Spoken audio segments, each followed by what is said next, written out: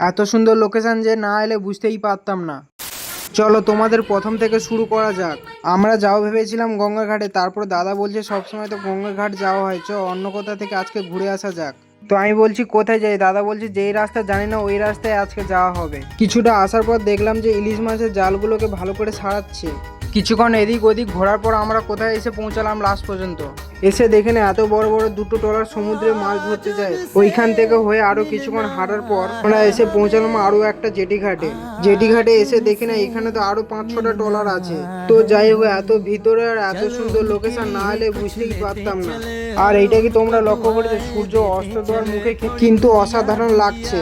আর তোমরা এই দেখো, এই জেটি ঘাটটা অনেক পুরনোই জেটি ঘাট। তো এই জেটি ঘাটটা ভাঙার পর তারপর ওই সাইডে আবার একটা নতুন করে জেটি ঘাট তৈরি করেছে। সূর্য অস্ত দেওয়ার মুখে যে কি বলবো, এত সুন্দর লাগছে যে ওই লোকেশন থেকে হয়ে আরো কিছুক্ষণ বাইক চালানোর পর দেখলাম যে দাদা ভাইরা মিলে বল খেলছে এখানটায়।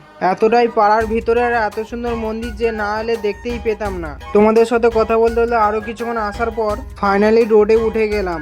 রোডে উঠে কিছুক্ষণ যাওয়ার পর সেই ভাইরাল গঙ্গার ঘাটে পৌঁছে গেলাম। महलों की रानी है, सुंदर सयानी है, वो खानदानी है, जाने दिल। সেই ভাইরাল গঙ্গার ঘাটে এদিকে এসে কিছুক্ষণ বসার পর তারপর আমরা বাইক নিয়ে যাওয়া হচ্ছে জেটি ঘাটের দিকে। জেটি ঘাটে এসে দেখেন অনেক লোক ভিডিও করছে, ফটো তুলছে, কিন্তু আমি আমার মতন কাজ করে যাচ্ছি। सुंदर सयानी है, वो खानदानी है, গঙ্গার ঘাটে এমন সময় এসেছি যে পুরো সন্ধ্যার মুখেই এসেছি। যাই হোক, কিছুক্ষণ এইভাবে সময় কাটানোর পর তারপর আমরা চলে এলাম ফুচকা দোকানে। ফুচকা দোকানে এসে ফুচকা খেয়ে দিয়ে ফুচকা তো খেয়ে নিলাম, কিন্তু টাকাটা দিতে হলো আমাকেই। যাই হোক, ফুচকা খেয়ে দিয়ে এখন বাড়ি যাই। তোমাদের জন্য আজকে ভিডিওটা এই পর্যন্ত। হ্যাঁ, তোমাদেরই বলছি রাধে রাধে।